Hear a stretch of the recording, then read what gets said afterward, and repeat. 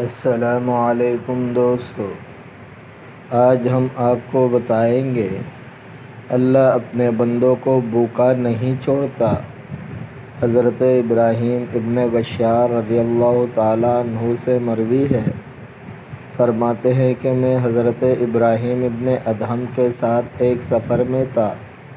ہمارے پاس کوئی چیز افطار کے لیے نہ تھی، نہ کوئی صورت تھی۔ حضرت نے مجھے غمگین دیکھ کر فرمایا، اے ابن بشار، اللہ تعالیٰ نے فقراء و مساکین پر کس قدر نعمت و راحت نازل فرمائی ہے۔ دنیا اور آخرت میں انہیں چین ہے۔ ان سے قیامت کے دن نہ زکوٰۃ کا سوال ہوگا، نہ حج کا، نہ صدقے کا، نہ صلہ رحمی کا، نہ مواساة کا، بلکہ ان مساکین امیروں سے سارے سوالات ہوں گے۔ پھر فرمایا، یہ دنیا کے امیر آخرت میں مسکین ہوں گے، یہ دنیا کے عزت مند آخرت میں ذلیل ہوں گے۔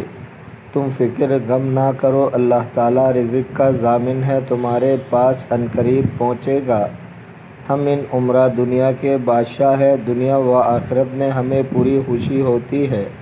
تم رنج و غم نہ کرو اور اس کی پرواہ نہ کرو کہ صبح ہماری کس حالت میں ہوئی، شام کس حالت میں ہوئی، جبکہ ہم خدا کے اطاعت میں کوتاہی نہ کریں تو سب طرح آرام ہے۔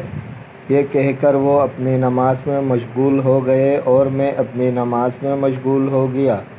تھوڑی دیر گزری تھی کہ ایک شخص 8 روٹیاں اور بہت سا خرما لے آیا اور ہمارے سامنے رکھ کر یہ کہتا ہوا چلا گیا کہ اسے کھا لو، خدا تم پر رحم کرے۔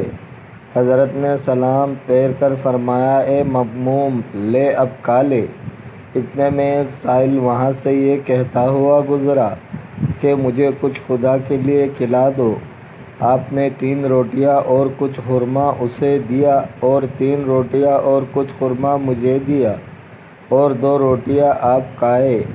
دوستو، اگر آپ کو ویڈیو اچھی لگی ہے تو لائک کریں، شیئر کریں، چینل کو سبسکرائب کریں۔ اپنے بہت سارے خیال رکھیے۔